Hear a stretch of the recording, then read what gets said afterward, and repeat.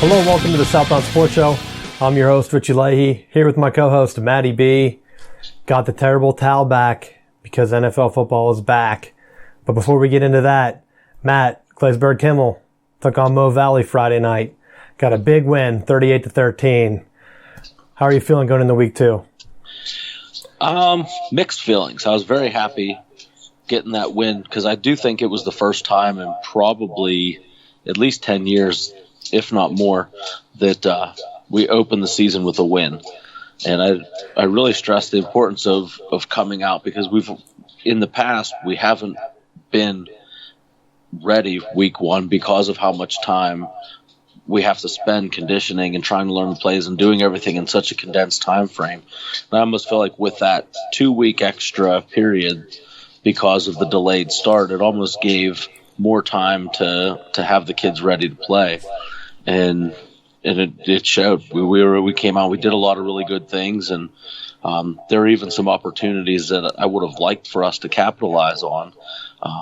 But we had some drop passes and things we're going to clean up to hopefully move forward because we have a really tough game this week playing Tussey Mountain. Yeah, good luck in that game. I was going to say, I don't want to brag for you, but I think the delayed start is definitely going to show which teams actually had a system in place. And I was saying that not just across high school, but even getting into college and the NFL, which teams are going to be prepared with their coaching staff that has those systems in place and are actively teaching the kids instead of just trying to wait it out and then be disorganized and everything. So big shout out to you. You had your team ready to play and it Thank showed. You. Hey, how are those 2-point conversions going? We're still struggling with 2-point conversions. We're close. We're moving in the right direction. We start picking those up more, and we'll be all right. There was the first time we tried it, I thought we had it, but the ref said that he was down before he got in the end zone. So you can just call me. I won't really know the situation, but I can give you a play that would be so out of left field that they would never expect it, and you can start converting. Oh, goodness. You know, like a forward pass. That is a new idea. Although the good thing is with this week, it is the home opener. So if you tune in to CKTV, you will actually get to see it as opposed to if you tried to watch last week and you just got a view of the sunset at Shannon Valley. Yeah, it was a mess. I kept seeing the refs it was almost like they had a loop of the same play. But we'll see. Yeah, definitely we'll be sharing that if you go to our website, southboundsports.com. We'll try to put the links to the game up. But I really couldn't get a good feed, so I didn't want to broadcast it last week and then have a bunch of messages come through. So definitely keep an eye on that. We'll be sharing that in social media and things like that so you can watch Matt coach. Anything else you want to add? It's home opener. It's going to be a tough matchup. It's going to be a physical matchup, and hopefully we come out on top. Now, are you allowed fans? Because I saw some schools had them and some didn't, so I wasn't sure if it was like a district thing or what the rules were. Well, the way that it plays out right now in Pennsylvania is that for outdoor events, there's a 250 cap unless there's a peaceful protest. Peaceful protests happen, and I don't know that there's any rules other than you wear a mask. But for other events, like our football games, they have a limit as to how many people can attend, and it's capped at 250. So they look at the players, coaches, officials, all the game day people, and then then they subtract that from the 250, and that's how many fans are allowed in. Now, with a rule special to our conference is that they allow home fans in. And because the amount of people that can get in is so restricted, they're looking at like senior parents getting 2 tickets and then down to juniors getting, a ticket down to, sophomores, freshmen getting tickets, and then having the band, the cheerleaders, and all the other people that are factored in, trying to get as many people and many parents as they can in. Yeah, I was wondering about that because I talked about it on the show a couple weeks ago whenever the Pittsburgh news station, they were hoping that because of a lot of high school fields having that fence around it, that each group would be separate. So like your home stand would get 250 or whatever the limit is. Away fans would get the same. And then on the field would be considered a separate congregation. So I was hoping that that would be the same for you guys, because it doesn't really make sense if everyone's on the field. They're not going to really come in contact with the fans to just have like an empty bleacher. Well, that was part of my argument with it, was that it didn't make sense why they wouldn't just allow, looking at how much space, because some places, yes, they have their bleachers, but then they also have areas where fans could stand like along the fence, or if there was like a track area where they wouldn't be next to the players, but they could still socially distance and do those kinds of things, that they'd be able to fit more people in. If you had that type of setting and you could fit more people in and without, being on top of each other, I don't see what the issue would have been allowing more people into the stadium. But because they restrict it and they haven't left it such a weird number, I don't know how, like, what science that they were using to draw that information from. It's like they picked an arbitrary number that, oh yeah, that seems right. Well, I know the virus is new, and this is going to be my transition into the NFL, but I think what you're going to start to see is a lot of changes within the next couple of weeks, because you're going to have like these new data points. Because if you watched Thursday Night Football with the Chiefs, they had fans in the stands. And then you watch like the Steelers game and it's like a totally different environment. And then, was it Kansas State on Saturday, and they had like 50% attendance. And there's no way that you could keep like the 6 feet recommended, because it's pretty simple.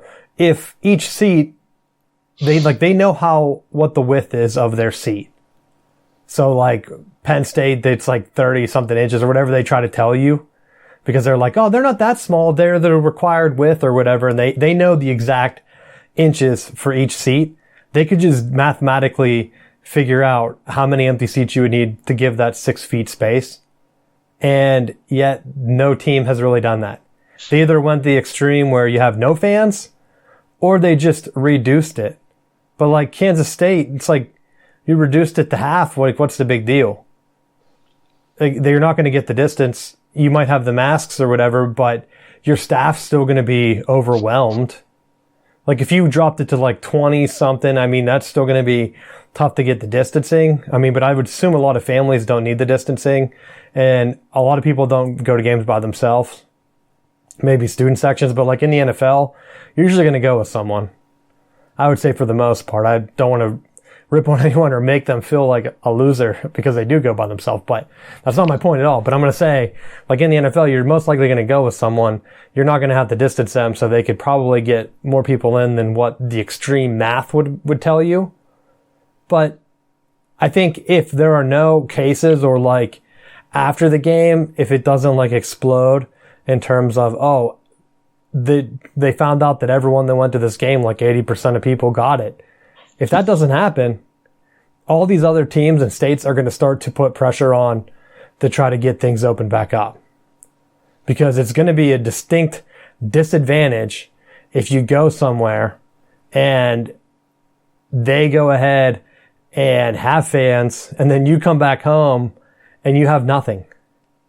They were trying to say, I think UNC, the Tar Heels down here, they had 25 people allowed in the stadium, which just seemed like a weird number. But then during the broadcast, they were talking about how they were recruits. And so, like you said, they might have just picked that number out of thin air, and that's just how many recruits they wanted. And so they said, okay, well, that's fine, 25. Pass it along. One of them was a basketball recruit. So, I don't know. But that's going to be my big thing. Like watching the Steelers play last night, you could tell if you watch different games, because I watched a lot of football this weekend because I've been dying for it. You could see the stadium. They made a big impact across not just the NFL, but into college. And so once that is felt, it's going to be different. I mean, there were a couple times like my boy Jabril Peppers almost popped that punt return. Did he play? No, you didn't hear about him? Was he eligible to play? He wasn't injured. If you had the sound on, you heard Kirk Herbstreit. Matt, that guy talked so much trash on Jabril Peppers, I felt bad for him. He took every time to say that he's only 5'11", which to me, I thought, maybe I'm just wrong, but I always thought Jabril was like 6'1" or 6 foot. But Kirk said it multiple times during the game, like, yeah, it's tough for him out there. He's only 5'11". Never saying he went to Michigan or giving any shout out, but every time Saquon Barkley touched the ball, oh, he's a great kid out of Penn State. Like, it's like Kirk Herbstreit is putting in his own little ads. But he rode Jabril Peppers hard, barely giving him credit. I felt bad for him. I was like, holy crap. Kirk's going after him and just drilling him. Like, why would you bring up the guy's height multiple times during the game? That has nothing to do with the punt return. Well, why would you bring him up multiple times in the Orange Bowl when he doesn't play? There was one play, it was one of the passes. I tried to write it down, but he distinctively said, well, Jabril Peppers out of coverage here. It wasn't even him. Jabril Peppers was on a blitz. It was just like that was the only guy he knew on their defense. And I think that's the problem with having these college guys do like these NFL games. I just don't think he really knew anyone else on the roster. So he just talked about college kids that had been drafted. Saquon, Jabril Peppers, Devin Bush, he mentioned like once. He's like, he's really having a good game. That's all he said about him. But every other play, it's like he picked out 3 or 4 guys and he said, they gave him the notes and he said, I can't talk about any of these other guys. I just got to stick with guys I know. And that was his game plan. He said, give me a fact on Jabril. They said he's 5'11". He said, good, I'll work that in. That's all I figured that meeting went, Matt. Because I had to bring it up. I mean, the Steelers, they talked about Claypool from Notre Dame, the receiver, which I said, he's going to be a big time get because they finally have a physical receiver and he showed some flashes. But give a big shout out to James Washington on his physicality because that touchdown where he ran 3 guys over after making that catch at the goal line, that was big. That was right before halftime, right? Yes. That flipped the game. Because I thought, oh, he's down. They're going to settle for a field goal or do something stupid. And then he just ran 3 guys over. And so I was like, that's perfect. Perfect. Kirk had nothing to say about him. I know they don't really do Big 12 games that much. So he's probably like, where'd that guy go to school? Oklahoma State, never heard of it. So those are my big keynotes. What did you think of the game last night? I was actually surprised. The one note that I made was that it actually reminded me of Pittsburgh Steelers football, where they were making plays that they should have made. Juju didn't have the drops. He actually looked like the work that he put in the off season was paying off. Connor once again was injured. He tripped over a blade of grass. But I mean, other than that, I thought they performed well. They moved the ball. They made plays when they needed to. It looked kind of organized. Ben's back to running around. Ridiculous. Oh, well, there was it was first quarter. It might have been the second series. He got hit in the knee and got up holding it. And I thought, no, not this early. Because at that point, you'd have to be like, we waited an entire year and held on to you. Didn't even go after Tom Brady and you've lasted 1 series. But then he seemed to just be a little nervous, I think. So, cause that might have just been a nervous thing where he was like adjusting his knee pad or whatever, not used to getting hit. He was a little inaccurate at the beginning and not making the best reads or throws, but he really came around. You could really say that in every year of his career. He just drop back, bounce off 4 people, and then throw it deep. It wasn't even him. They're talking about, well, Mike Tomlin, he's going to have these guys prepared, muff punt, poor offensive series, 3 series in a row. And then they were like, well, Tomlin did say that if anything wasn't clicking, it was going to be the offense. I'm like, holy crap. How many mistakes do you need to realize this team might not be prepared? But then luckily they were able to turn it on and pull away. I was honestly impressed with Daniel Jones. I thought he looked smooth out there. and he made a couple bad throws, couple bad reads, but he's still pretty young. And it seemed like Jason Garrett, for all the trash the Cowboys fans gave him, he can call a pretty good offensive game.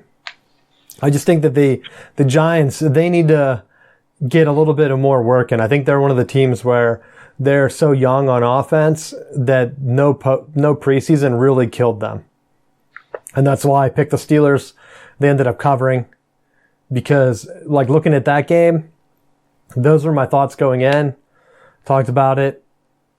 I just knew that if Ben came out, stayed healthy, which he did, fortunately, because that second series, if something did happen to his knee, it would have blew the whole game up and they would end up getting blown out probably. But, also I had in my notes, your boy Bud Dupree. You're worried that contract was going to turn him off. He made a couple great plays, getting pressure on him in the backfield. So that might have been a good move getting him signed. But fair enough. You were going to say something, you gave up? Yeah, I gave it up. Let's go around the league. They, some of my key games I talked about last week, Kansas City, they came out and kind of pulled away from Houston. Houston was in, like, I don't know if it's their coaching style, but they always seem to not make adjustments until they start to really lose. And it's like, I mean, they make the big trades. Those big trades on offense might not have paid off or anything, like, in terms of them losing talent. I mean, David Johnson looked good, my boy. You know, if you've been listening to the show for a few years, you know, gave me a couple fantasy championships. So I have a soft spot in my heart. He got bidded up too much this year, so I couldn't get him on my team, even though I wanted him. I mean, he came out and looked good. And then just the offense, like, they were able to move the ball, but it was like they waited too long. They came out and were trying to be conservative, and against the Chiefs, you just can't do that. You got to hit him in the mouth. Breaking news, too. Steelers right tackle Banner, he's out for the rest of the year. So, I mean, he went down, and they've already lost another lineman we talked about last week. So you're starting to get thin on the line. You have a fragile quarterback. Not the start that the Steelers wanted. So hopefully they can get healthy. But, I mean, losing a guy for the year, that's just going to be tough looking at it. Going around the division now, Baltimore. They blew out the Browns. Are you surprised? No. No, because everyone's saying, oh, Harbaugh should have pulled out Lamar Jackson, like that he could have got hurt. It's like, it's an NFL game. I know they're playing the Browns. It's not the preseason. He needs reps. Like, the Ravens don't play the Browns every week. He needs to get game reps. He needs to get more experience. It's not like he's Tom Brady, where he has the experience and he's old and he needs to heal. If you're worried about your quarterback being that fragile, that young, I mean, we've talked about it. Jackson hasn't won a playoff game. He needs as much game experience as possible. I know Harbaugh came to his defense, and I hate doing it for the Ravens, but fans need to be realistic. Like, well, you don't want him to pour it on in the fourth quarter? Like, he needs just game reps. He's still young. He hasn't had any big-time wins. If you're pulling him, how's he going to get that experience? I could see if it was one of the old guys, Phillip Rivers, even Aaron Rodgers, Ben Roethlisberger. Yeah, pull him because you don't want any extra hits. Jackson's young. He needs to learn how to avoid hits anyway. So if he's going to get hurt, he's going to get hurt. I think a lot of the running quarterbacks that have been hurt, they've had histories of getting injured anyway. So, like, if Jackson's going to take some shots, like Cam Newton even, he's been banged up. But has he really, had serious injuries? I know he's missed some games, but I think there's a difference in style between Cam Newton and Lamar Jackson when you compare the two. Cam Newton's like the bull in the china shop, that he was used in a power run scheme both at Auburn and at Carolina. So I think that when you look at the way he played, his style was more meant to be almost like a wildcat running back. Where with Jackson, he's more of an elusive style, run away from it or scrambling when the pocket breaks. So I think that those styles are a lot different, and he's not going to take the amount of abuse that Cam Newton did.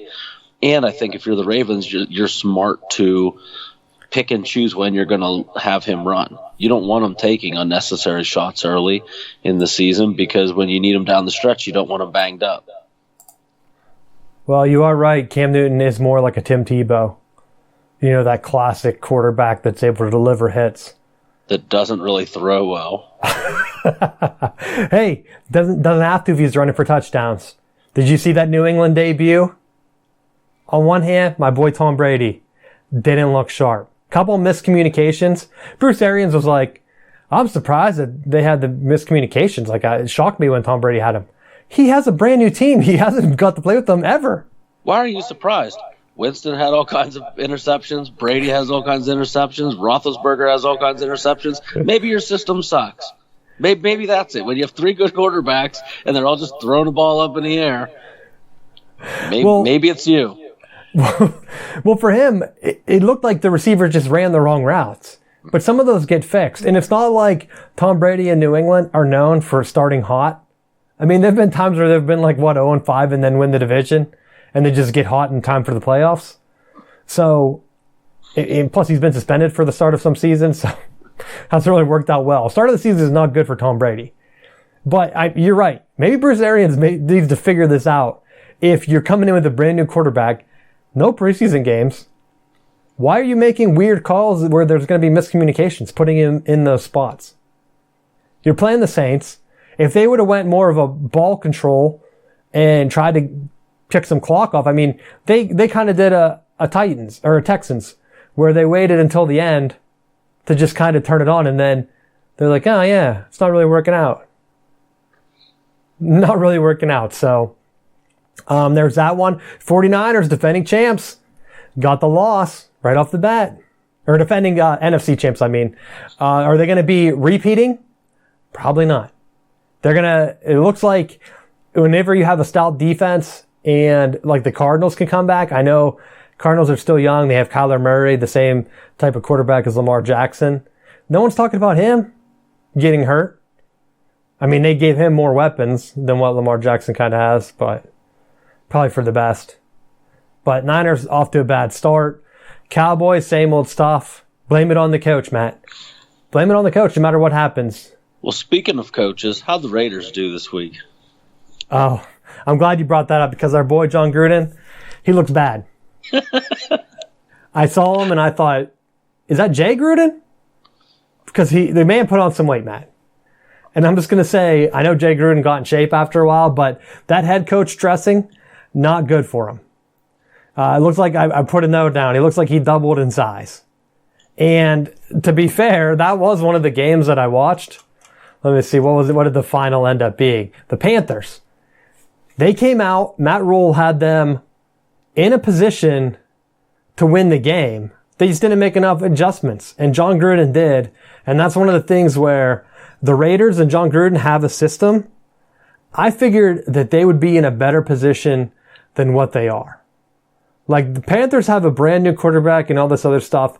That should have easily been a double-digit win. And instead, it ended up being a 4-point win. I know, I think it was in Carolina. They had week 1, no preseason. But it's how many years of John Gruden now? 3? Yeah. They should have been in a better position. It's part of the thing I talked early on the show. Some coaches have the system in place. They have their guys ready to play. That's not one of them. Look at Bill Belichick. You think his team messed around week 1? New quarterback. Did you see Cam Newton having issues? No. I know what was their end up score. They ended up 21-11, and they played the Dolphins, so it wasn't that big of a game. But Fitzmagic, 3 interceptions. So Belichick had the defense ready to go and took advantage of those no preseason games. Let's see, Eagles. The Eagles keeping Carson Wentz, I still mark as one of the dumbest decisions Why would you have a Super Bowl winning quarterback in your system and then go with the other guy? So they've kind of cursed themselves. Because the other guy wasn't selling as many jerseys. And now they get to sit there and watch their team lose to Ron Rivera and Washington. With a quarterback that everyone thought might be a bust, Matt. With the Washington football team being the tops of the division. With everyone else losing. And Ron Rivera, he's a solid coach. I know I put him in as maybe they should get rid of him. He's like kind of in that middle tier range. But, I mean, Andy Reid was kind of there for a while. You never know. I mean, Ron Rivera has cancer. I don't know if you knew that. They talked about it on the game a bunch. I did know that. Riverboat Ron. Hopefully he gets healthy and they're able to turn things around. I think that's pretty much it I had for the big games. The Phillip Rivers, same old with the Colts. Oh, the Lions. That was my last one. I didn't really watch the last night's game after the Steelers. I was pumped celebrating and then I just went to bed. The Lions. Could you lose a game any more ways than what they've done? They have a gigantic lead against the Bears. They let them come back. And you think, oh, they're going to get a touchdown here and the Lions are going to pull this out and they're going to get the win. Nope. Drops it. It's like 4 seconds left or whatever. It's like, what are you doing? At some point, you have to just realize your team's cursed and then just do something. Move them, change the name, change the colors, get a fancy new logo. Like, try to do something. Break their identity. I mean, they change their front office all the time. So, I mean, that's not the issue. I mean, they have a top wide receiver. Everyone gets hyped for him. People are drafting him high in fantasy. I laugh when he's picked in our league. He's out the first week. It's like, what are you picking a Lion for? Calvin Johnson, he could have been better anywhere else. Barry Sanders, better anywhere else. But they get stuck in Detroit, and it just keeps happening. I just don't understand it. So, going into week 2. Bengals Brown. I didn't even talk about the Bengals. They ended up, I think did they end up losing to the... Oh, they lost. Joe Burrow drove them down, had them in a chance to tie the game. Kicker shanks it. And there's so many memes out there that you just see Joe Burrow. It's like, welcome to Cincinnati. He's a bungle. Well, he had an interception. So he didn't. I don't think he threw a touchdown, did he? But now he has a chance. We'll see. Was it just the Browns being bad? The Browns being the Browns? I mean, OBJ came in. He was supposed to be awesome. I saw people bidding him up in Fantasy 2 this year. It was like, what are you doing? Did you not watch the Browns for the past 30 years? Like, why are you drafting any Browns wide receivers? What have they shown you? Same with like running backs. People are bidding high. It's like, what have any Browns showed you? Unless you're just hoping that the rest of the games are canceled because of coronavirus and the Browns just end up playing that week so you have a guy to put in. You should not be picking any Browns. They've been inept. Same with the Lions. The Lions get to play Aaron Rodgers, who came out.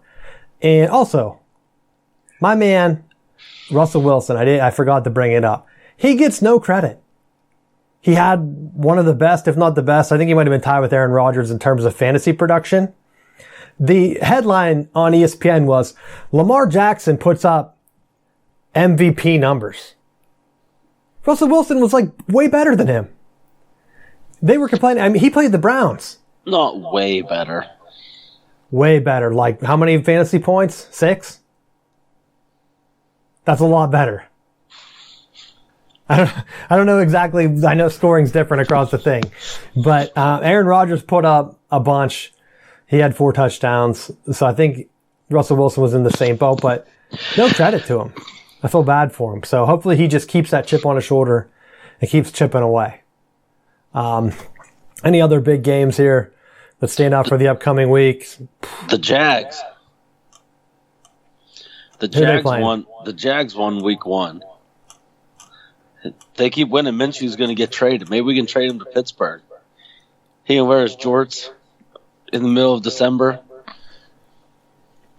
Well, that is a big game coming up. They play the Titans. And so The Titans I'm really not sure on still because of Ryan Tannehill. I know they got the win week 1. The Jaguars, I think that's going to be a big game for that division. I just don't know how much I'm sold on either of those teams. Although Jacksonville gave everyone away. Yeah, that was the team that beat the Steelers. That's what I was just going to say. When they beat the Steelers, I didn't think that was going to happen. Then they beat them, and then they were just like, well, that was fun. Like, let's just go ahead and restart. And then they literally gave everybody away. Yeah, it was like the reverse Miami Marlins. Whenever they'd win the World Series and then give everyone away, they lost in the AFC Championship game and then gave everyone away. They're like, we gave it our best shot. Close enough. Close enough. That's our franchise high, right? Get to the championship game and lose? All right, we got it. See, that's the perfect strategy, though. Tank everything and then be like, well, we're moving to England. See you later. Oh, could you imagine the mess that would be if they did try to pull that this year with everything closed down? We're going to trade everyone away. We're going to draft Trevor Lawrence and then move to England. See you later. It'd be bad.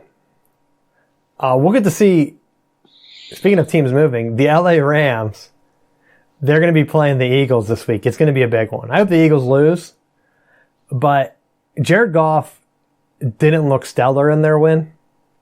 He had an interception, 20 completions.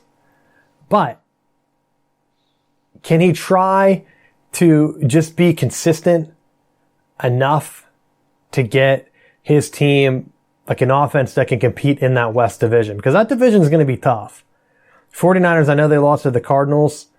But you still have the Seahawks. And I know they were in the Super Bowl. They had their falling out. Can they make that push to get into the playoffs this year? They got to keep winning and beat teams like the Eagles. And then where do the Eagles go? Luckily, they're in an awful division. So it's going to be a pretty big week because the NFL also came back out. And this was my worry whenever we were doing the fantasy stuff. They've reiterated that they're prepared to just not finish the season. And so I don't know what their thoughts are, but the fact that they keep saying it makes me think that they have a plan just to scrap it in November and go right to the playoffs. And so these early games, like for the Rams, they need to win that game.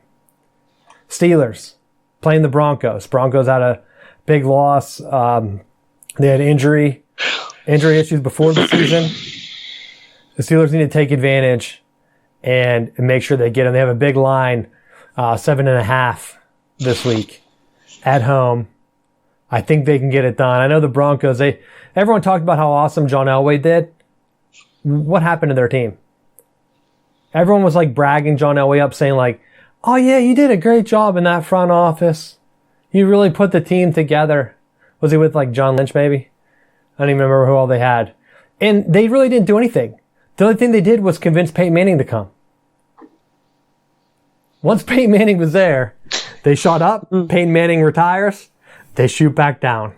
And no one talks about how awesome their front office is anymore. Was it just Elway? I don't even know. I'll look up because I know John Lynch, he's with like the 49ers, right? No, Lynch was with he's with the 49ers now. But did he go to the Broncos? Was he the reason? No, I don't he wasn't. think. So who was the big one? Was it just Elway? That he was patting himself on the back? Yeah. So everyone was talking about how awesome he was. What's awesome about just signing Peyton Manning? That's like if everyone was bragging about the Buccaneers. I know they made other moves, but all they did was convince Tom Brady to come. And of course, the news had to come out that Tom Brady, he really wanted to play with the Saints. Like that was the big story before their game. That if Drew Brees would have retired, Tom Brady would have signed with the Saints. Because he's friends with Sean Payton. Didn't you see that before the game? No. They talked about it like the whole first quarter, I think. Unless I'm just going nuts and I didn't realize that they just talked about it pre-game and then went into the game and it just stuck with me. But I had that in my notes too. Tom Brady was prepared to sign with the Saints. They went back, but they wanted to make sure that Drew Brees retired. He wanted him to kind of go out on his own. Drew Brees considered retiring, This is what they said. I just paraphrasing now because what I scribbled down. Drew Brees considered retiring after talking over with his family, decided to come back. And so Tom Brady then went and signed with Tampa Bay the next day. And then they went and got Gronkowski and Leonard Fournette and got all kinds of weapons to help him. And they're like, nah, it was Jameis Winston. He was terrible. Get him out of here. Yeah, I mean, I just don't, it just doesn't seem like Tom Brady would be like, yeah, I want to play for the Saints. They're a good team. They're ready to win now. Oh, let's just go to a rival of theirs because they don't have any weapons, but maybe I can convince some buddies to play. Like, I don't know. I mean, I guess they do have some weapons, but not as big. Like, you would think that they'd have a guy that could get separation. Like, if he had Alvin Kamara on his team, just imagine how easy some of that would be. Like, they have Murray to just take the brunt, take the plowing runs, whatever, and then in the second half, like, Kamara just gassed him. They just they signed Antonio Brown and let him be a running back. Well, I said, Tampa Bay, their main thing is they have to have a defense. They were set up to make a jump. They didn't look like their defense was going to help Tom Brady. Tom Brady, I mean, he's a great quarterback, but he's not like a shootout Tom Brady anymore. He's like 40-something years old. He's not going to win the games, Matt, just by slinging the ball around, no matter how much he wants to and how much Tampa Bay wants him to. Like, you got to have some semblance of defense. And the fact that they went all in, like, I don't know. We'll see what happens. It's just going to be crazy going into it. Do you have anything else for the NFL? No, not for the NFL. Do you think the Steelers beat the Broncos? Yep. If they play the way they did, they're going to be tough in the division this year. I really think so. Like, looking at their condensed schedule, just going through it, because I don't think we did it preseason because we weren't sure what the hell was going on with the NFL. They get the Broncos, the Texans. They should win the next two. Then you get the Titans.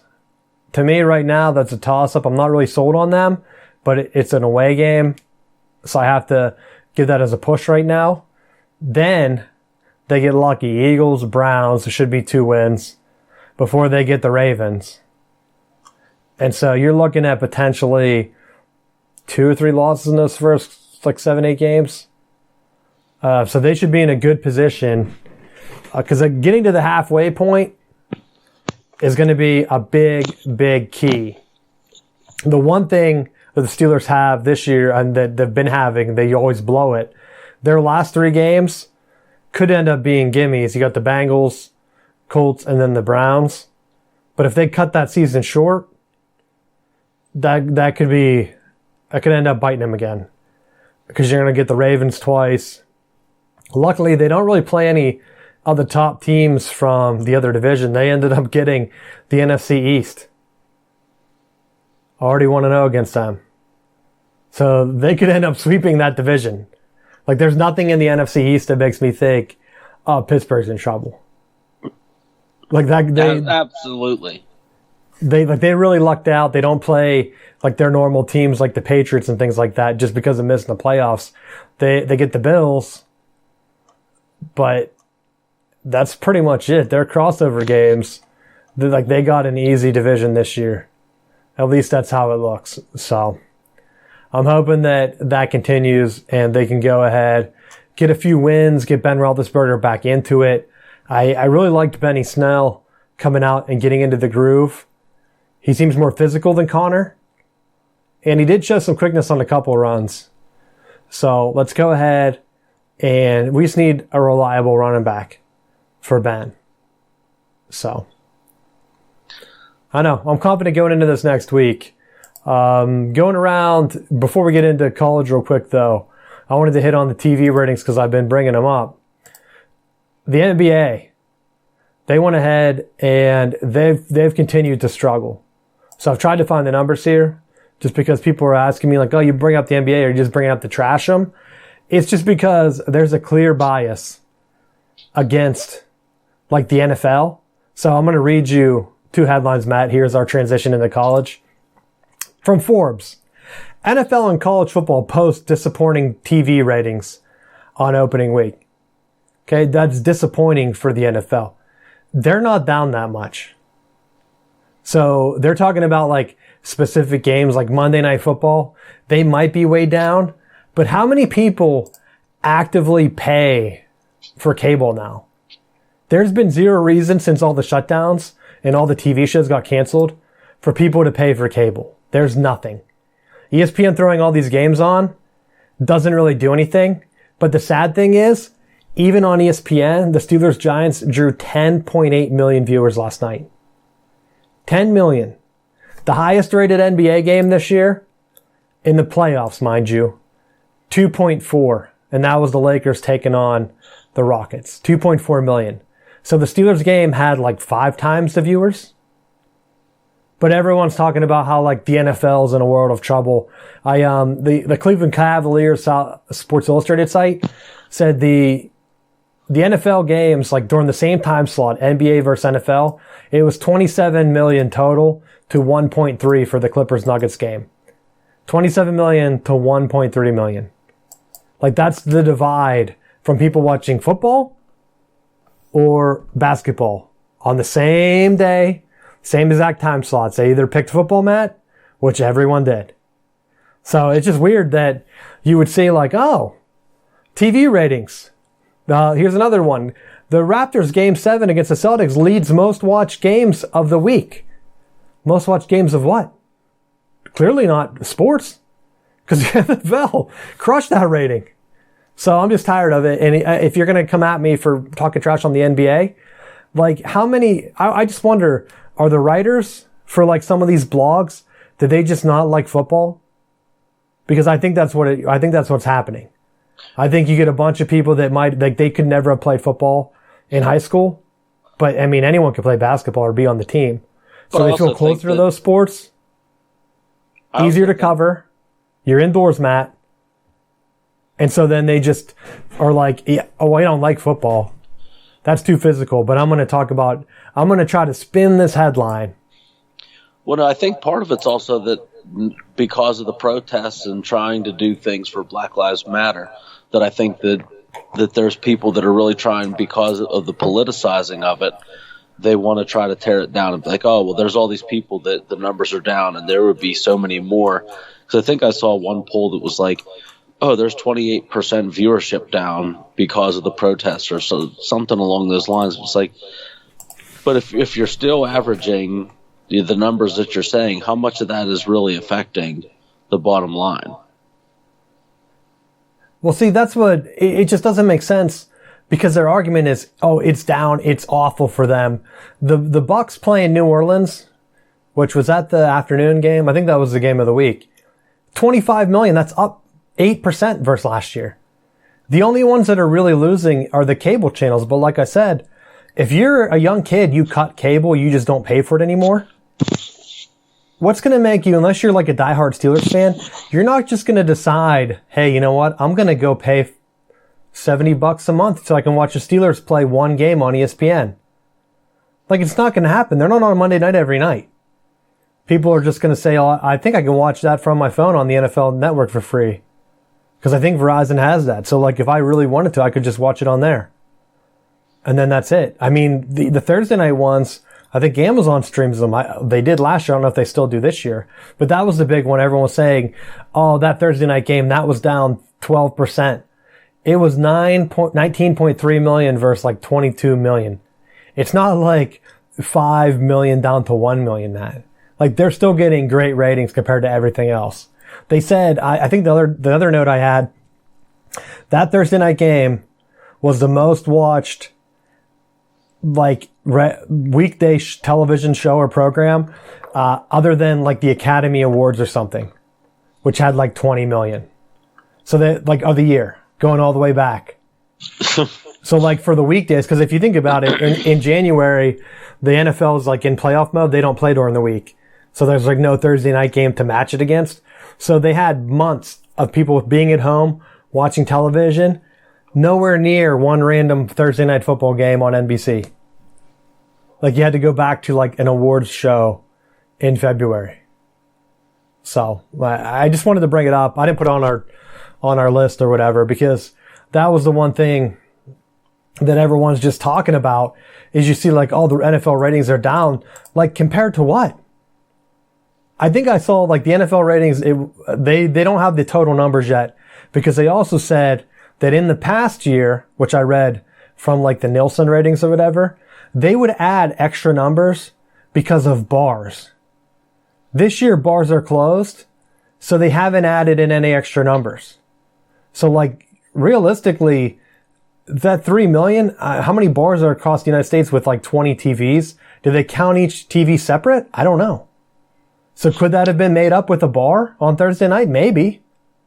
Because every bar is going to show that game. And so I just don't know how they count it.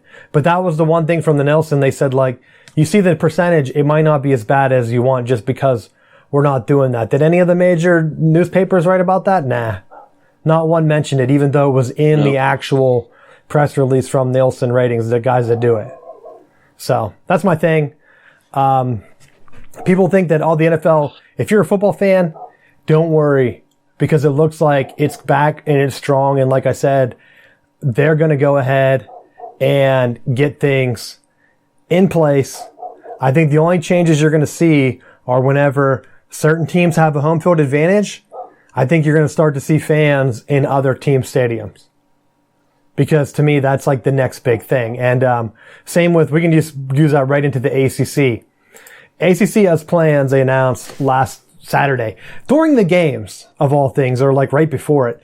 They decided to announce that I think Virginia and Virginia Tech got postponed, but they decided to announce that if more teams have to postpone, and so a week is getting ready to start on Saturday, I don't know what they would make the call, but if they go down to 8 teams, they're going to stop everything and do like a week postponement. But I tried to figure out what their plans were, because like I had said last week, they don't have extra bye weeks built in. So does that mean they're going to push back the ACC championship game by a week? Are they just going to end up canceling these games because they don't have anyone else to make them up? I just don't think that they're going to have that many teams canceled, but what do I know? I think they had like 6 postponed games last week in college football. And college is a different beast than the NFL. I'd be shocked if an NFL team postponed. I agree, because they can isolate a little bit more. And I think when you look at, I don't really know that they have a true plan. It's just like, it's something on the table that if the cases are spiking and teams don't have enough players to compete safely, they're choosing to postpone these. It may just be a way to pressure some of the other teams that are like, do we play? Do we not play? It's like, well, if we get all these people that are backing out and changing their mind now, then obviously it's not safe enough and we'll shut it down. But I think the opposite's going to happen. And I think when you see all the stuff that's going on across college, I think that's where, leading into the Big Ten, I think that they're seeing that there's other places where people can play. They can have fans. They can charge money. They can make a little bit of that revenue. And the Big Ten isn't going to sit on the sideline. They're going to get in on it.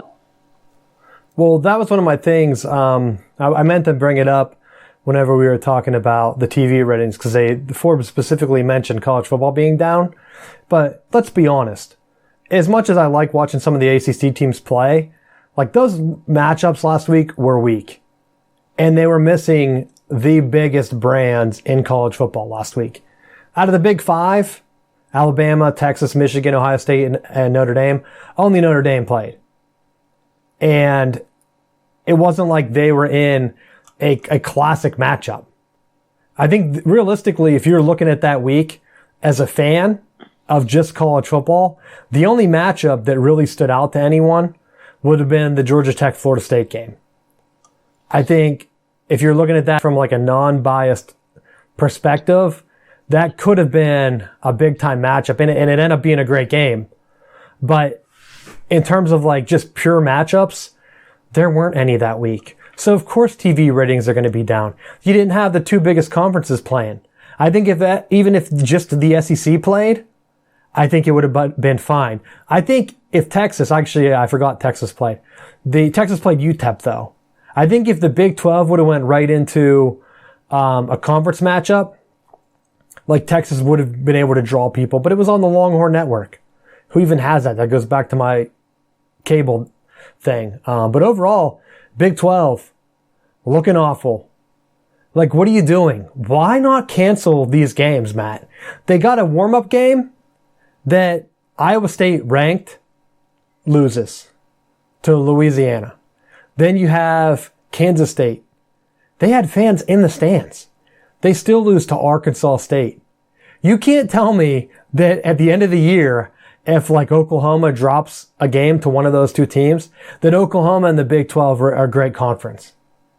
Because they screwed themselves this year. Same with like the ACC. They're playing like these playing games. Like, could you imagine if Pitt had lost that nobody game to Austin Peay? But they did something that Pitt normally doesn't do, and they took them to the chipper. Oh, I missed one. Coastal Carolina beat Kansas. Yes. So they had, 3 of their teams lose to lower division teams? Texas Tech against Houston Baptist, 1 by 2.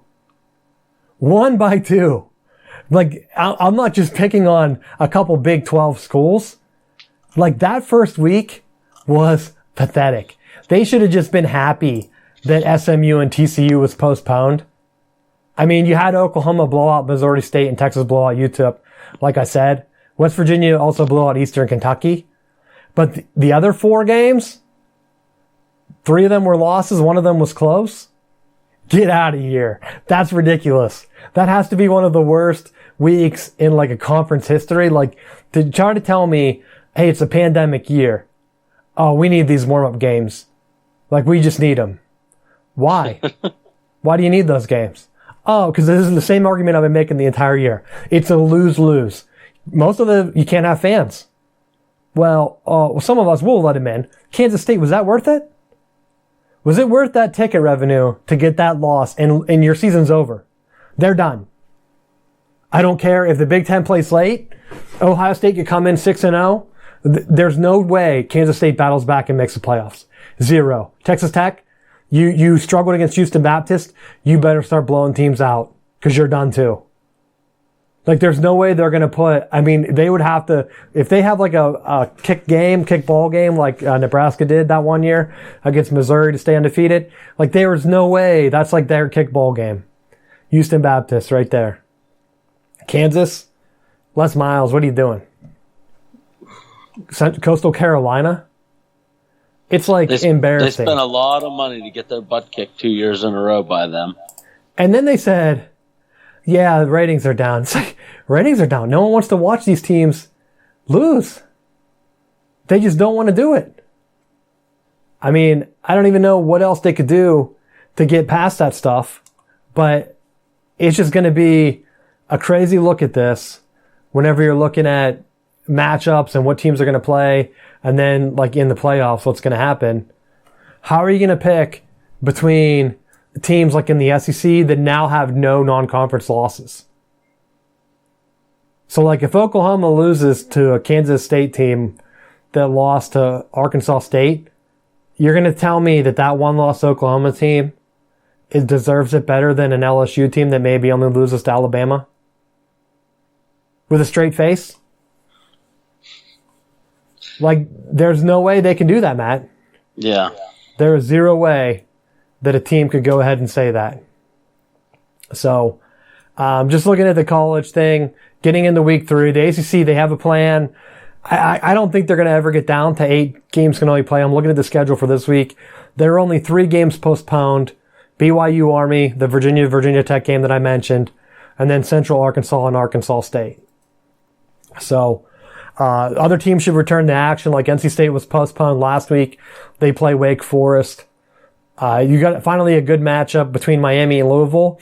Now, they have both teams ranked, but I want to put an asterisk for people that don't follow college football closely.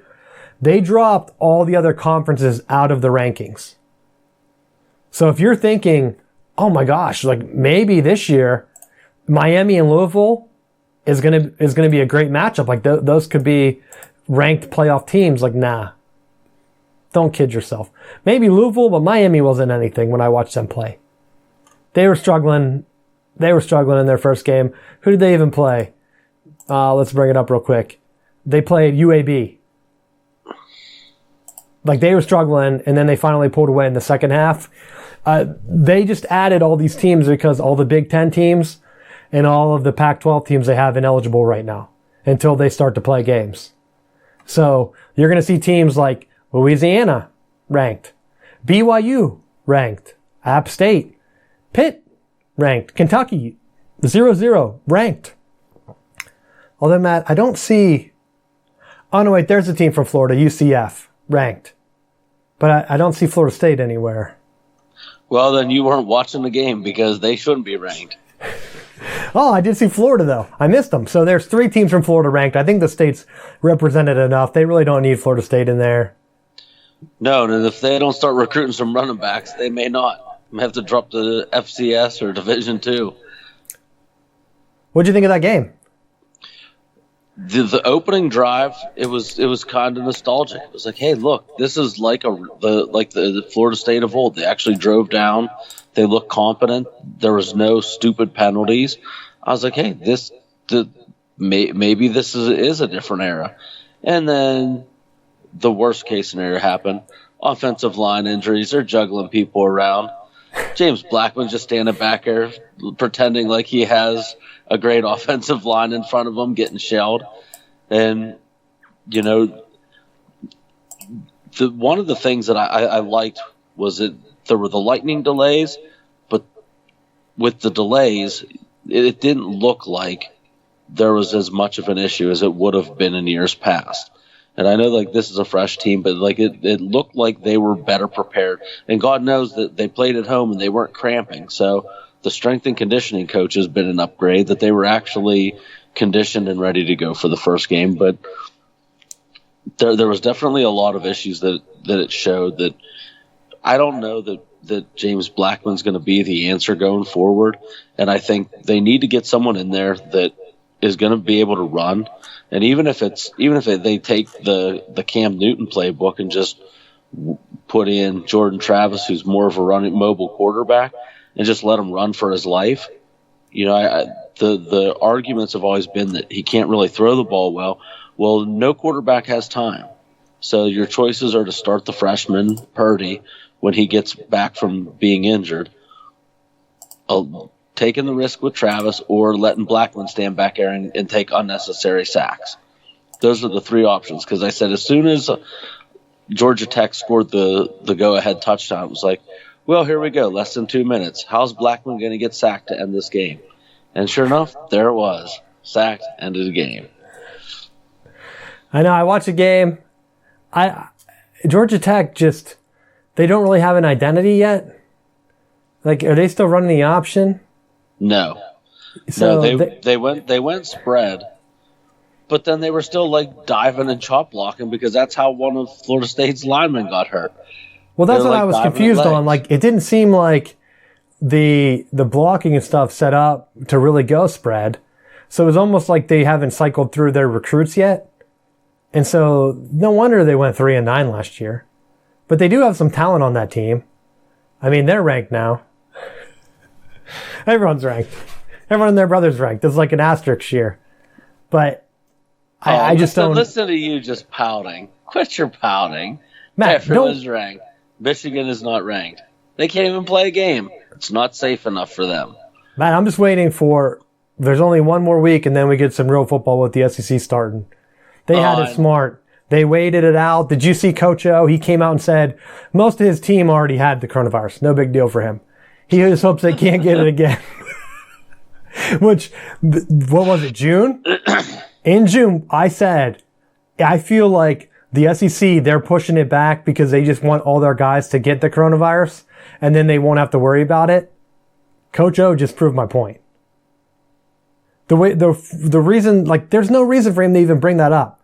Like, someone asked him about, like, I don't even know what it was because I can only find the out of context clip. Well, hey, what are you going for vacation? Oh, my players got coronavirus. Well, the poor reporting on ESPN, they should have said what the lead-in question was. Because, like, the way they phrased it, it made me think that they asked him, like, do you have any plans or, like, practice, like, Navy separating everyone at practice, like, just in case, like, you have players that are going to be out for the game. And then he said, nah, Most of our players already caught it. I think that hopefully they won't catch it again. And hopefully they're not out for any games. That was his response. But they didn't tell you what the question was. But the way he's phrased it about the games, it made them ask, like, do you have a plan in case your guys have to sit out? And he said, no, we're not going to sit out. That's basically it. I think one of the coaches, I don't remember what school it was, but they said, oh, well, we're not really too worried about testing anymore. And the SEC has a thing where if you test positive, they don't test you for 90 days. Oh, isn't that 3 months, Matt? The entire season? There you go. So all they had to do was give it to him now. While everyone else is playing, ACC is like postponing. They're kind of waiting it out. And then the SEC is going to come in. They're going to be strong. TV ratings will return. They will have no crazy losses to Coastal Carolina in their conference. So no one will know how bad Arkansas is whenever they're beating them up. They'll just think that's a quality SEC win right there, Matt. You don't even have anything to say because you know what I'm saying is truth. The ACC just better hope. The ACC better hope that more of their teams start to put stuff together and they don't lose like the Big 12 did. Because like I said, the Big 12, they're out. I mean, but here's the ball. Like the thing of it is it play or don't play, and it's been so inconsistent with. I appreciate the ACC, and not just because of Pitt and Florida State being in the conference, but there wasn't the evidence saying that it wasn't safe. Because if you can stand in Walmart and you can stand in Home Depot next to all kinds of people, why can't you be around your teammates, and why can't you compete athletically? There's nothing that showed that. All summer you were able to do all that stuff. And I know that we're pounding on the same drum, but it was like real quick, Pac-12 was like, nope, we're going to follow the Big Ten. We're done. We're shutting it down. And then as soon as everyone else starts playing, you got to go back and go, well, actually, we looked at the numbers, and the numbers tell us bullshit.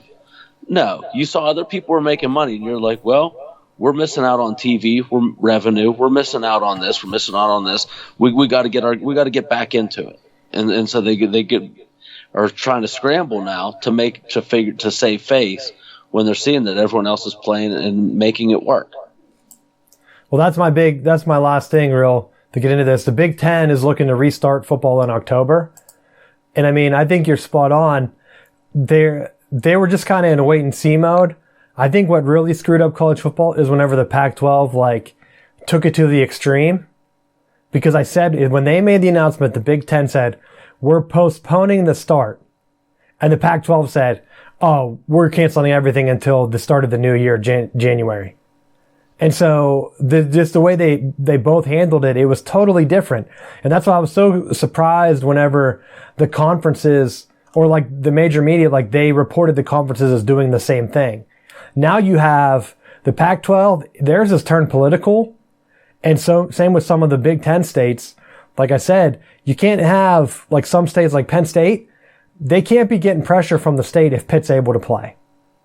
And high school's able to play. They should be able to say, hey, we're going to step in and we're going to get something done. Same with Ohio. But USC came out today and they're begging their governor to let them play. So I think if California overturns their state rule or whatever, because that's how many teams in the Pac-12, 4. So they almost have to get political with it. And if the Big Ten comes back, because now there are heavy rumors. There was supposed to be an announcement tonight as we record this.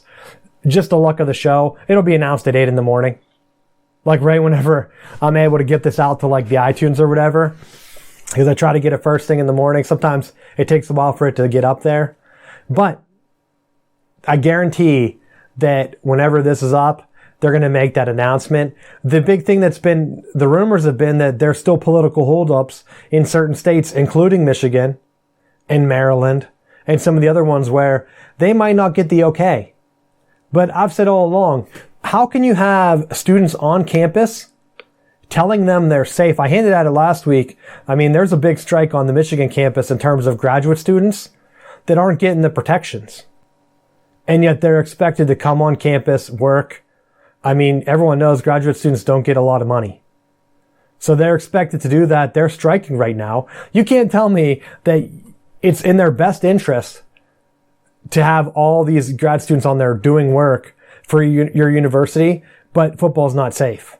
So there's so much pressure that if I could see Michigan State, they have their own other thing. I think they just shut down their entire campus.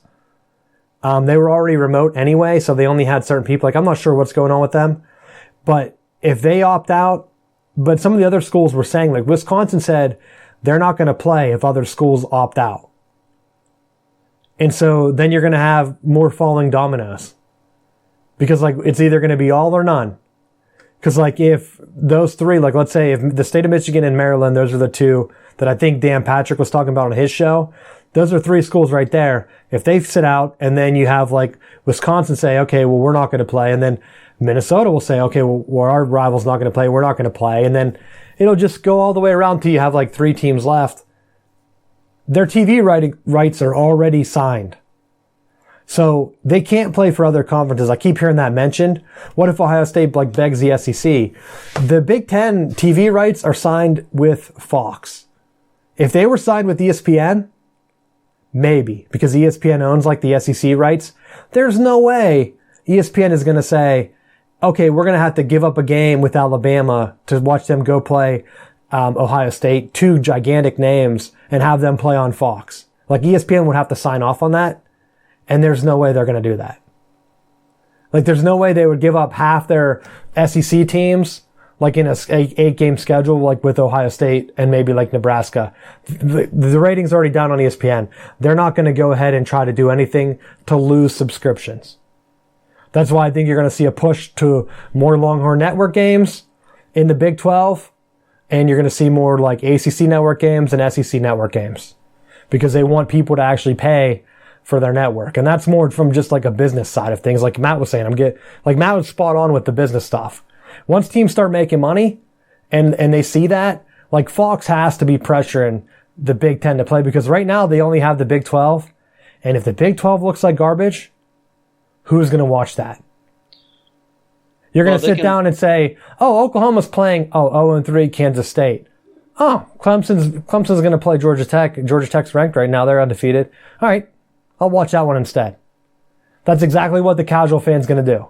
Well, see, I think all this plays right into Penn State's hands because they're unrivaled. So it doesn't matter what all the other teams that have a rival are waiting on. They can just play whoever because they're unrivaled. They can just do the BYU thing. They'd be just like Notre Dame. They can just play anyone because it doesn't matter. Well, Notre Dame's in the ACC this year. They're getting ready. It's already set up now, Matt. Notre Dame versus UNC. Who's going to get that conference championship game appearance? It's going to be Notre Dame. It's going to be them. Good. They'll have an ACC championship game that isn't a blowout. They'll say, all those teams will be saying, Notre Dame, can you please join us? Please. Please. Well, and then, that would almost help because then you don't have to watch Notre Dame lose by 50 in the playoffs. They can lose in the ACC championship and be done. There would only be one way I would love to see it, is if they said, yes, but you got to let our old buddies West Virginia in. As the 16th team, the 16th man, I would love it. West Virginia back in with Pitt. You get those games back. The Big East, the old Big East would pretty much be there. Syracuse, Pitt, West Virginia, Notre Dame, Miami, Virginia Tech. Louisville came later, but I mean the original guys, Boston College, they'd pretty much be there. You could just make an old Big East Conference like division. You know, I always make fun of their divisions. Like that would pretty much balance things out. Have all the South teams basically would be all the original ACC teams because Maryland's gone. So they're all pretty much in the South. And then you just have Miami up there. It's kind of like the Coastal Division anyway. Then you have Florida State, Clemson in the same division. And then the other division, you're going to get your Miami if they're good. If not, you have Virginia Tech possibly. Back seats, you have Notre Dame and then maybe Pitt and West Virginia every once in a while. Perfect division. Do it. That would be my dream. If they would never like buddy up with West Virginia, but there's no other team that makes sense. Who else would they add? Notre Dame and like, I don't even know. Navy or Army. Navy would be cool, but they wouldn't be West Virginia awesome. No way. Because, well, the one big thing, and this can be my final bell. The only reason I bring up West Virginia is if Notre Dame were to join the ACC and they were to pick up like another team, it pretty much sets up for like the SEC to potentially grab a West Virginia. And West Virginia and the SEC kills Pitt. They would never recover. They would never recover. What Whoopial kid would go to Pitt over West Virginia and the chance to play in the SEC? Zero. It would also hurt Penn State. I know West Virginia's been begging to get in the SEC. The SEC made that Missouri move. Strange. Kind of worked out. Not really. It's kind of been a mess.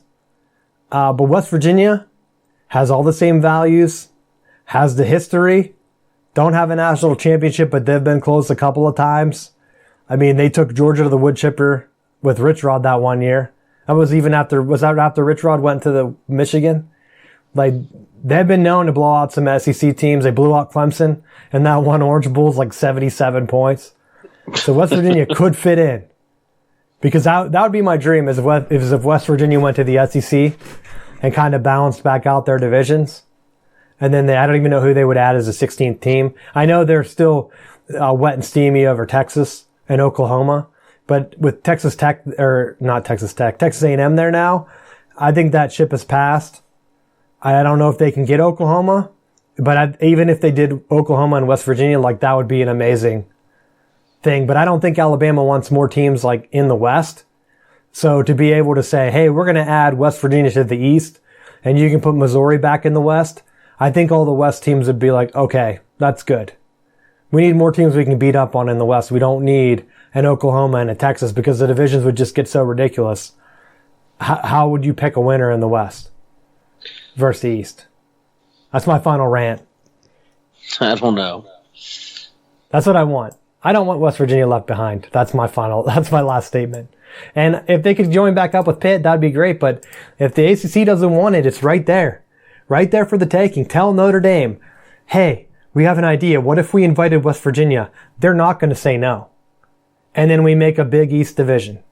I don't know if that would be 8 teams. I didn't count them as I was going through them. But they could go ahead and try to pitch that to them. And say, this is nice, right? This conference championship you're in? This is nice. Why don't you just sign on?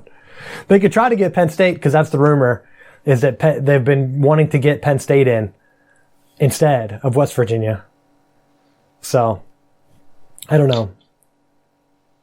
That's my final bell. You got anything else? Got nothing else. Our show's back to being longer now, but that's just because football's back. And we have something to talk about. That's right. So, go to southboundsports.com, especially Friday night. If you want to see Matt's game, I'm going to try to highlight it in our header. Like I said, we've been trying to do some changes to the website so that you can find all of our old episodes if you want to go back and listen to stuff. Got the Steelers going to the Broncos coming to Pittsburgh, play the Steelers on Sunday, so hopefully they can get that win. ACC picking back up. And then, like I said, we'll see about the Big Ten. If the Big Ten comes back, you're shaking your head whenever I said about California. Like, their state would just be giving money away. They're never coming back. We'll see. We'll see what happens. So, thanks for listening, and we will see you next week.